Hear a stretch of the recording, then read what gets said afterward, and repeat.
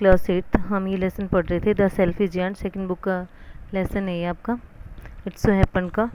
और यहाँ तक हमने पढ़ लिया था, द ओनली पीपल, यहाँ तक पढ़ लिया था हमने। But when it saw the notice board it was so sorry for the children that it slipped back into the ground again and went off to sleep।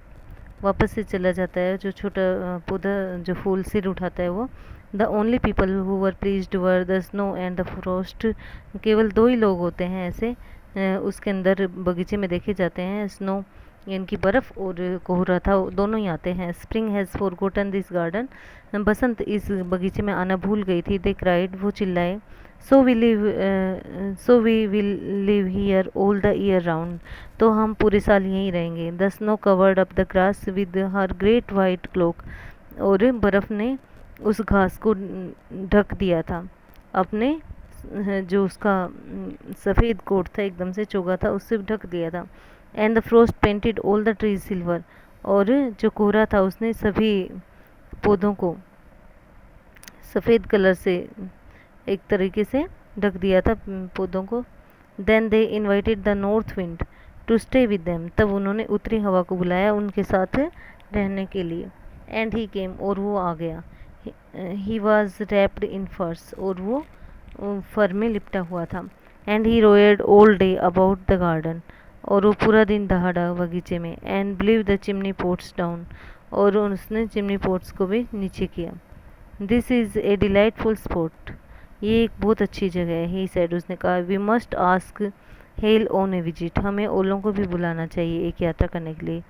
So the hell कम, इसलिए ओले आए। Every day for 3 hours he rattled on the roof of the castle till he broke most of the slates. और हर दिन वो 3 घंटे छत पर खड़खड़ करते रहते थे, और जब तक कि उसने छत की बहुत सी पत्थरों को तोड़ दिया था। And then he ran round and round the garden as fast as he could go, और जितनी तेज़ी से हो सकता गोल गोल घूमते वो बगीचे के अंदर। He was dressed in grey, एकदम से ग्रे कपड़े थे उनके, उसके एकदम से ग्रे था वो। And his breath was like ice, और उसकी सांस थी वो इतनी ठंडी थी, बर्फीली सी। I can not understand why the spring is so late in coming. मैं नहीं समझ सकता कि स्प्रिंग इतनी लेट कैसे हो सकती है आने में। सेड द सेल्फिश जायंट, उस सेल्फिश जायंट ने कहा। As he sat at the window and looked out at his cold white garden. जैसे ही वो विंडो खिड़की पर बैठा था और अपने सफ़ेद बगीचे को देख रहा था, ठंडे और सफ़ेद बगीचे को देख रहा था। I hope there will be a change in the weather, मैं सोचता हूँ कि ज़रूर मौसम में कुछ परिवर्तन होगा। But the spring never came nor the summer, परंतु बसंत कभी नहीं आई और ना ही गर्मी। The autumn gave golden fruit to every garden, और बगीचे ने ये कहता है कि पतझड़ ने हर बगीचे को सुनहरे फल दिए। But the giant's garden she gave none, परंतु जियांट के बगीचे को उसने कुछ नहीं दिया। ही इज़ टू सेल्फिश, वो बहुत ज़्यादा सेल्फिश है। सी सैड, उसने कहा। So it was always winter there, इसलिए यहाँ हमेशा सर्दी बनी रहेगी।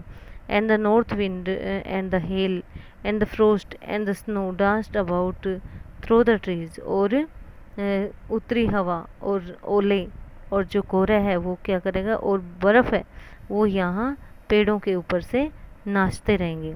One morning the giant was lying awake in the bed, एक सुबह जियांट अपने बिस्तर में लेटा हुआ था। When he heard some lovely music, जब उसने कुछ मधुर संगीत सुना। It sounded so sweet to his ears, उसके कानों को ये बहुत भला लगा।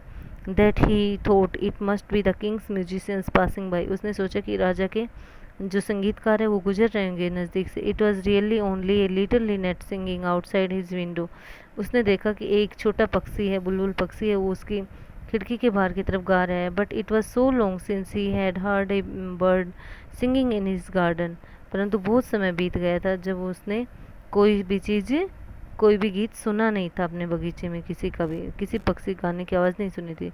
That it seemed to him to be the most beautiful music in the world, और उसको ऐसा प्रतीत हुआ कि ये संसार का सबसे सुंदर संगीत है। Then the hail stopped dancing over his head, और इसलिए ओलों ने उसके सिर पर नाचना बंद कर दिया। And the north wind ceased roaring, और उतरी हवा ने भी दहाड़ना बंद कर दिया। And a delicious perfume came to him through the open casement, और उसके पास एक मधुर खुशबू आई। I believe the spring has come at last, मुझे विश्वास आखिरकार स्प्रिंग आ ही गया। said the giant, और जियांट ने कहा। And he jumped out of the bed and looked out, जैसे वो बिस्तर से उठा और बाहर देखा